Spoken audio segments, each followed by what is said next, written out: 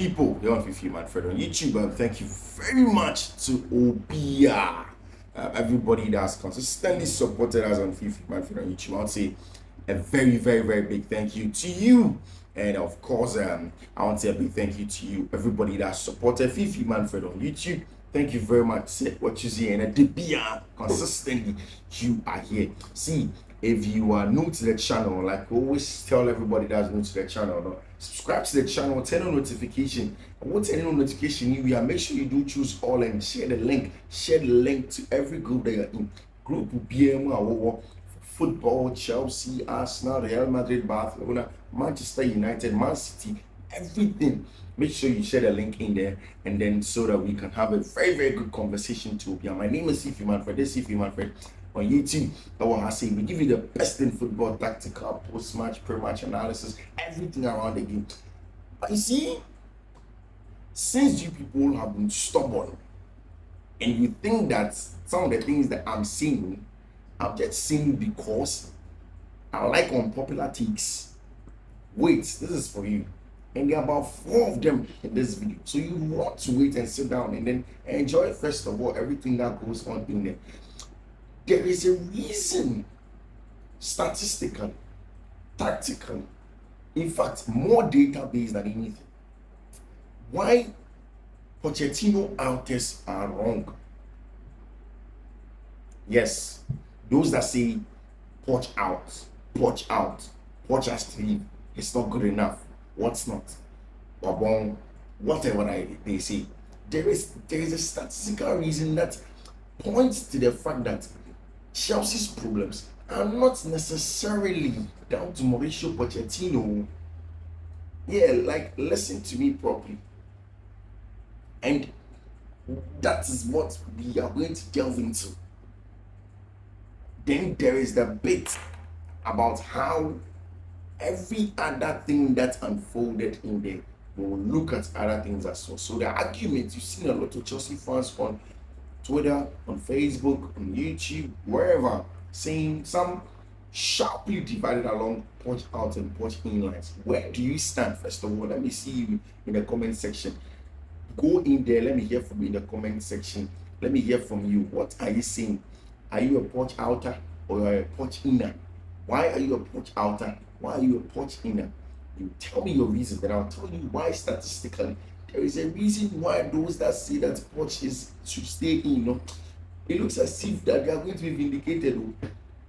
Somebody mentioned Chelsea's injuries the last time, and I saw a very good rebuttal. And someone said that Poch out because yes, we have injuries, but in the adaptation or the adaptability of the squad to the injury situation is so bad that Poch could not change and then try and get the team to play in a certain way, so much so that in as much as they had injury situation, they could play something good. And I looked at it and I was like, that makes some sense. So we'll talk about that. But see, let's start with Arsenal Football Club. Arsenal, again, McCann several times, not once, not twice, not 3 times, that Arsenal has come of age. By now, if you didn't believe, by now you accept, even if you're a Chelsea fan, that Arsenal have come of age. And everything that they do in terms of character and everything has shown that Arsenal have come of age. Yesterday, they played in their biggest game at the Emirates. UEFA said that they will not give Emirates any mileage, so they call it the Arsenal Stadium. 15 years now, that's the biggest game in the history of Arsenal Football Club. Now, they played in that game. While they played in that game, they knew that it was against an old foe, somebody that has made it very difficult for them in times past. In that 15 years, the last 3 times that they were out was from this German team.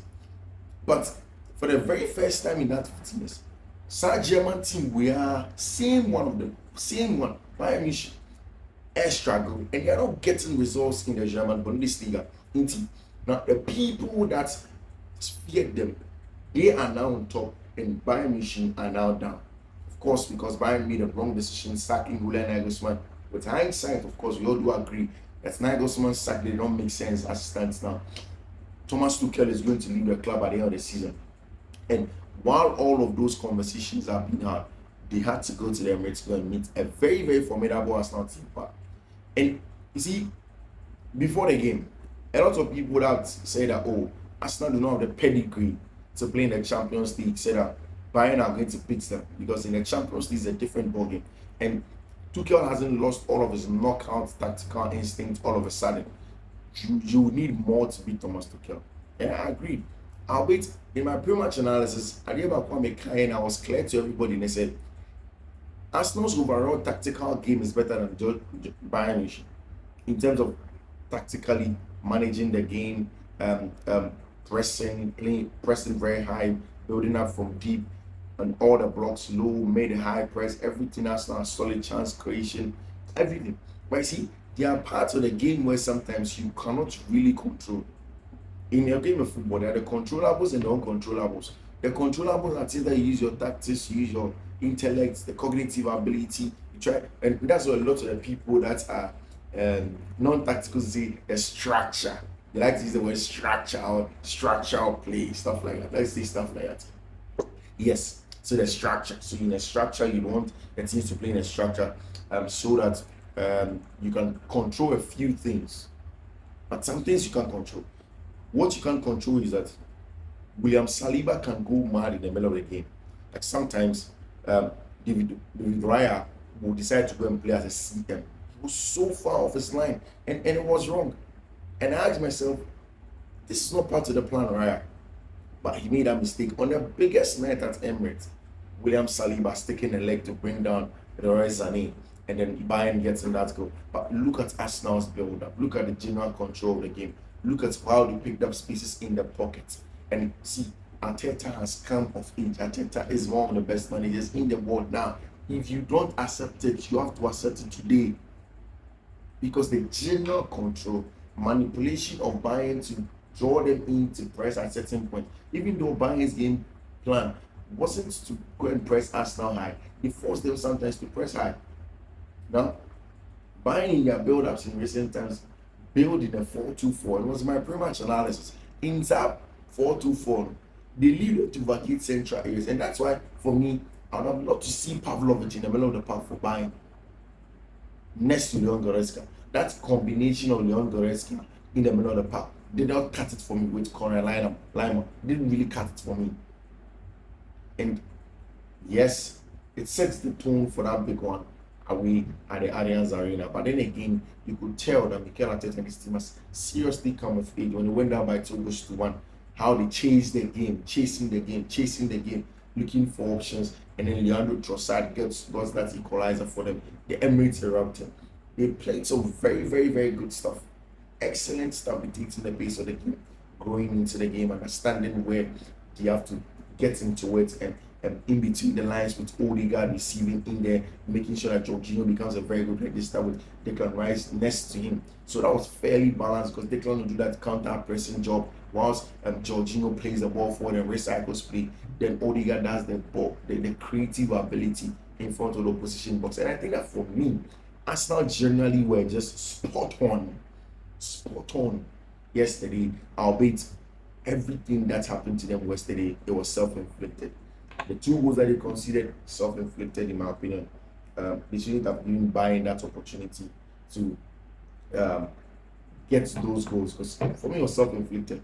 Raya messed up himself, he didn't help himself at all, and then he was seeing for my man William Saliba in that penalty as well. Now the big question is that the Bukayo Saka penalty, was it a penalty? It was a penalty. See, the first thing that you have to understand is that because of the speed and because of how Bukayo Saka was running, immediately he took that touch, he was always going to go off balance. He was always going to touch Neuer at some point in time. So in cases like that, the goalkeeper is always at a disadvantage. Now they have to be careful. I understand the Luis Suarez kind of penalty is there, where he kicks the ball and just leaves his leg behind because he knows that his leg will touch you and he falls down. But mind you, Neuer also enlarges his body.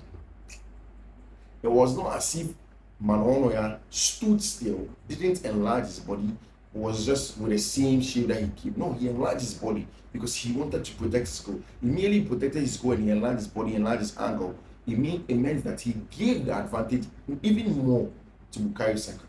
Bukayo, to be very also honest with you, left his leg behind, stretched his leg to go and touch Neuer because of course Neuer gave him that opportunity. Now fell down. I've seen, see, it is very, very debatable, but I've seen penalties given for less. People say it's just the PGMOL. No, it's even in the Champions League. I've seen penalties being given for less. And if you want to really call a penalty, that was a penalty in favor of Arsenal. That was a real penalty, like a clear-cut penalty, stonewall penalty. That William Saliba man was a penalty. The ball was in play. He had restarted. See, it is just the most stonewall penalty, the most clear-cut penalty. So much so that the referee was confused in award it or not. Because referee, ya bobo referee ohun bida two center backs ebiem. Ya bobo ba koko Gabriel Magalhaes. Magalhaes afa ball. Magalhaes pass ball no ma William Saliba. Saliba the nsa aka ball.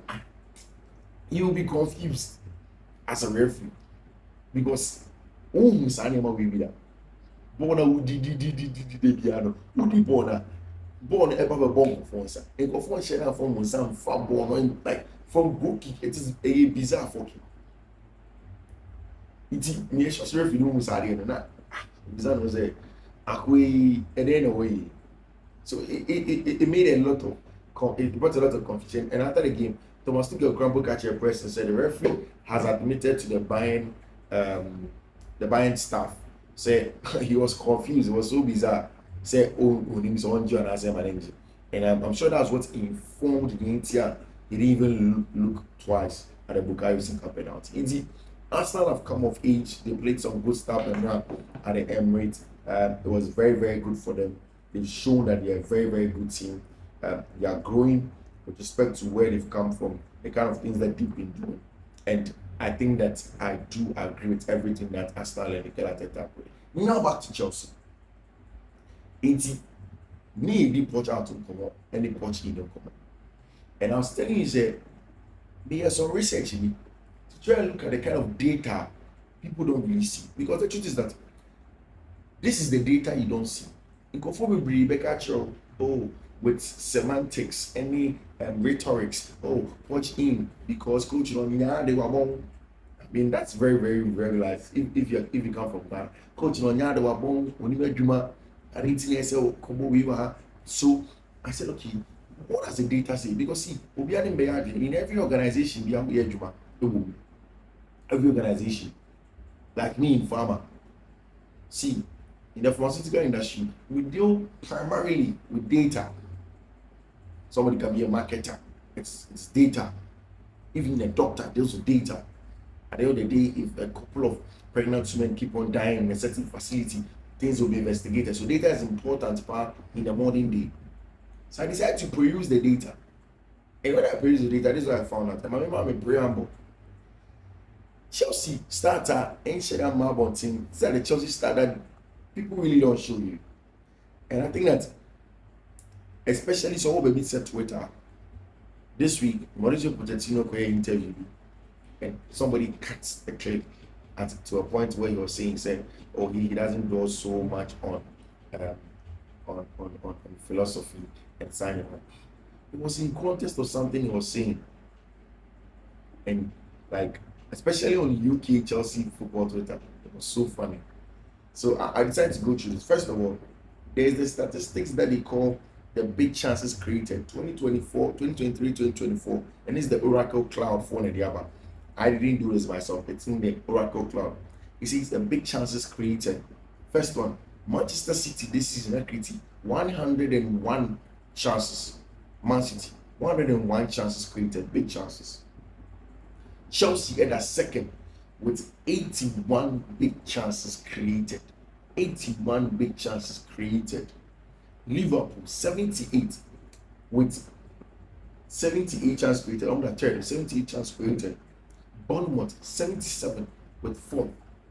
Arsenal 72 and in 5th. And then Manchester United 65. Now, If you look at team leads Manchester City, it creates very good chances because now this season they mix it up with more direct football because they have the physical specimens in Haaland want to win the first ball, second ball, and then 10 things over. And then they also have players now in between it to create a chance and play out from the back. They have it.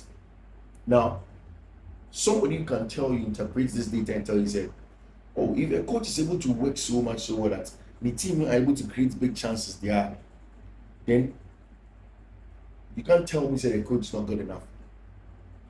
So we need to interpret it and like a somebody can also say because the team is inexperienced, the team almost creating big chances now, then they are teaching, then they fail to deliver, and it's maybe my watch time can and shady. That's big chances created.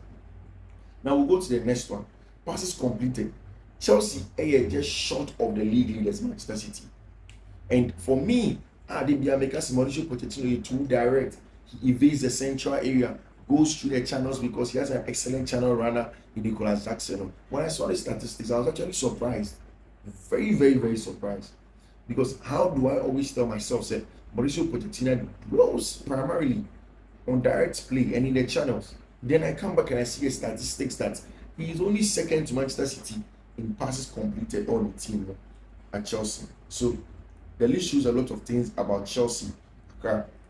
People call Mauricio Pochettino ball chaos ball and definitely don't do so much back passes. We actually have control in our games based on this. So Brighton and that's showing 17,000. You know that Roberto Di Zerbi is the king of passes.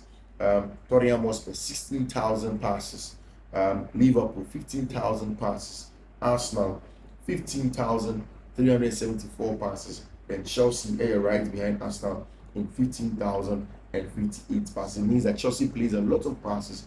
Maybe there's some semblance of control or Chelsea game than we give Mauricio Pochettino credit for.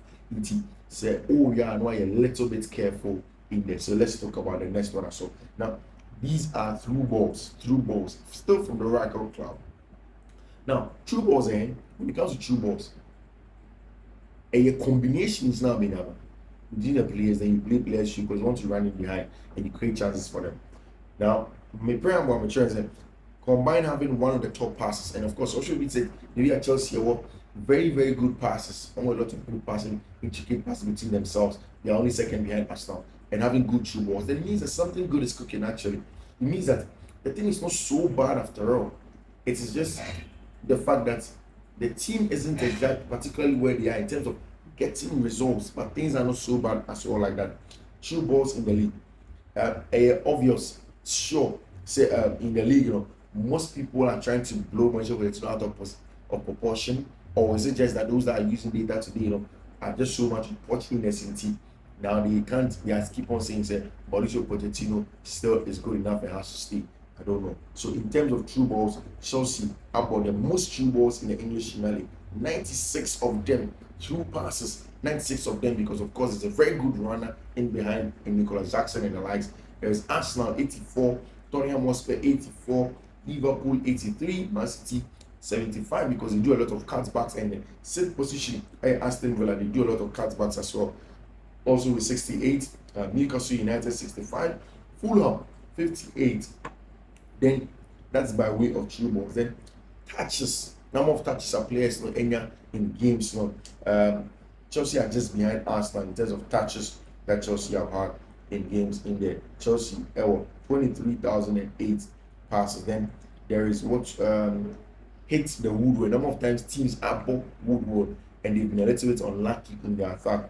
Chelsea at the fifth behind Everton. First, Fulham defeats the woodwork 16 times, Tottenham Hotspur the woodwork 16 times, Everton 15 times, Chelsea are hitting woodwork 12 times, means probably Chelsea would have scored 12 more goals as it stands now in the English Premier League. Long balls are teams above, teams that go very, very long. Luton, Brentford, Bournemouth, Burnley, Sheffield, West Ham, Fulham, in there. Then you have Crystal Palace, Nottingham Forest, Chelsea at the 16 for long balls. Team over the least long balls at Tottenham Hotspur, Brighton, Arsenal, and Man City. It means that Chelsea don't necessarily play long like that. They play intricate to themselves and then go to the channels in there. Now, one thing that you can see clear about the experience of the team, and it's Chelsea have made sure say they've had the most yellow cards this season, 89 yellow cards this season. Inexperience, in my opinion. Stats now issues. Chelsea maybe have some semblance of structure, Kakra. They have some structure in which they play with. Again, there's a pattern of play, in my opinion. If you look at the data that we have over there, the eye test probably doesn't have enough evidence for that, but data is suggesting so.